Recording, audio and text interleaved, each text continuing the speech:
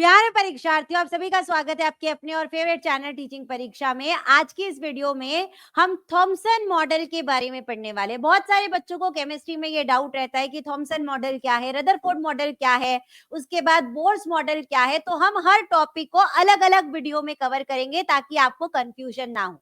तो आज की इस वीडियो में हम जे थॉमसन के मॉडल के बारे में पढ़ने वाले हैं। तो उसके पहले आप फटाफट सेशन को लाइक कर देंगे, ज्यादा से ज्यादा शेयर करते जाएंगे, और अगर आपने टीचिंग परीक्षा चैनल को सब्सक्राइब नहीं किया है तो सब्सक्राइब भी कर लेंगे। ठीक है, तो चलते हैं सबसे पहले परमाणुओं की संरचना के ऊपर, स्ट्रक्चर ऑफ एटम के ऊपर कि 19 सेंचुरी तक ये माना गया कि हम परमाणु जो रहते हैं, जो इनडिविजिबल पार्टिकल्स रहते हैं, जो एटम रहता है वो क्या रहता है, इनडिविजिबल रहता है, यानी कि उसको आप तोड़ नहीं सकते।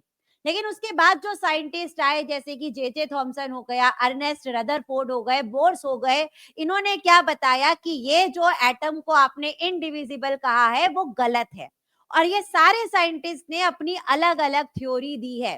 तो सारी थ्योरीज के बाद हमें ये पता चला कि जो नाभिक रहता है, यानी कि जो एटम के बीच में नाभिक रहता है, न्यूक्लियस रहता है, उसके अंदर प्रोटॉन्स और न्यूट्रॉन्स रहते हैं, और इलेक्ट्रॉन्स जो रहते हैं इसके आजू बाजू चक्कर लगाते हैं।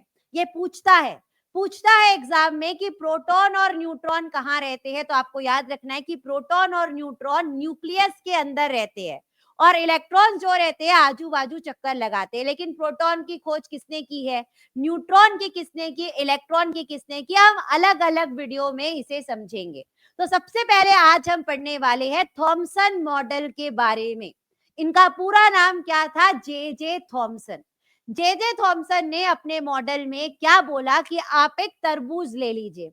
तरबूज क्या रहता है उसके अंदर, ये जो लाल कलर है, ये जो लाल कलर है और उसके जो बीज है उसके ऊपर उन्होंने अपनी एक थ्योरी बना डाली। उन्होंने क्या कहा कि जब आप तरबूज में जो लाल रंग देखते हैं, जो लाल रंग देखते हैं वो क्या है, प्रोटॉन है। जो लाल रंग देखते हैं वो प्रोटॉन है, और ये जो बीज है वो क्या है, इलेक्ट्रॉन है।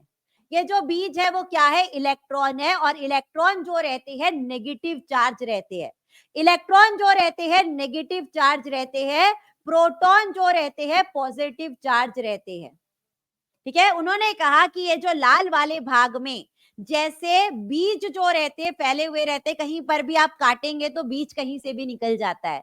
तो उन्होंने बताया कि उसी तरीके से प्रोटॉन के अंदर इलेक्ट्रॉन जो रहते हैं फैले हुए रहते हैं। तो इनके मॉडल को क्या नाम दे दिया गया, तरबूज सिद्धांत, वाटरमेलन थ्योरी के नाम से जाना जाता है। आपसे पूछा जाएगा कि वाटरमेलन थ्योरी किसने बनाई है, आपको याद रखना है जे थॉमसन ने बनाई है। उसे को ही क्या कहा जाता है, प्लम पुडिंग मॉडल। जैसे आपने केक देखा होगा, केक हमारा क्या है, प्रोटॉन है, और उसके ऊपर चेरी डली रहती है, वो क्या रहते हैं, इलेक्ट्रॉन्स रहते हैं।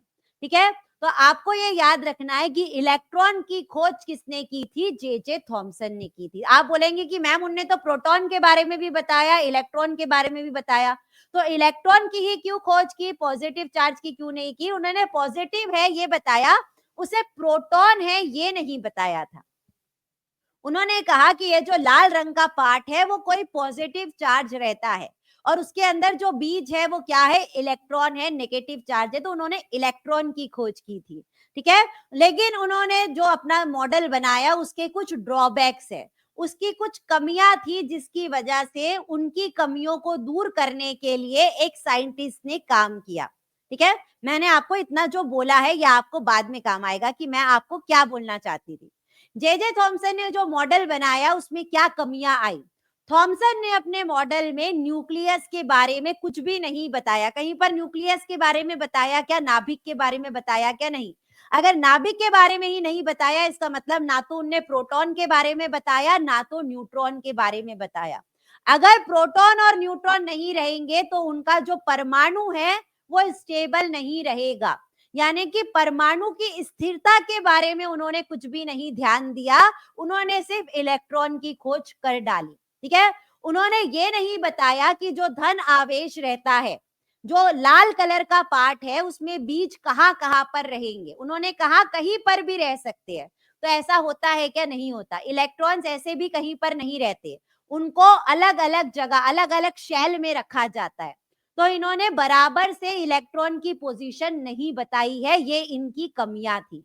तो आपके लिए क्वेश्चन है, आपको कमेंट में करके बता देना है कि जो जे थॉमसन की कमियां थी उसको दूर करने के लिए कौन से साइंटिस्ट इनके बाद आए जिन्होंने उनकी कमियों को दूर करा है। क्या बोला मैंने क्वेश्चन?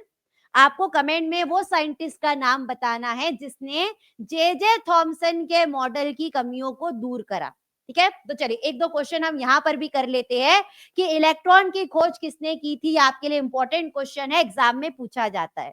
इलेक्ट्रॉन की खोज जे थॉमसन ने की थी, लेकिन आपके दिमाग में आ रहा होगा कि ये इलेक्ट्रॉन की खोज कौन से साल में हुई है, तो ये भी आपको याद रखना है। इलेक्ट्रॉन की खोज जो हुई है 1897 में हुई है।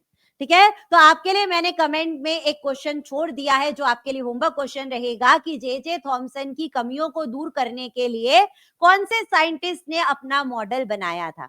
इसका आंसर आप सभी को मुझे कमेंट में करके बता देना है। और अगर आपको वीडियो पसंद आई है और चाहते हैं इसके बाद हम दूसरे साइंटिस्ट की थ्योरी पढ़े, तो वो भी आप कमेंट में लिख सकते हैं। साथ ही साथ इसे ज्यादा से ज्यादा शेयर करते जाना है। और अगर आपने टीचिंग परीक्षा चैनल को सब्सक्राइब नहीं किया है तो सब्सक्राइब भी कर लेंगे।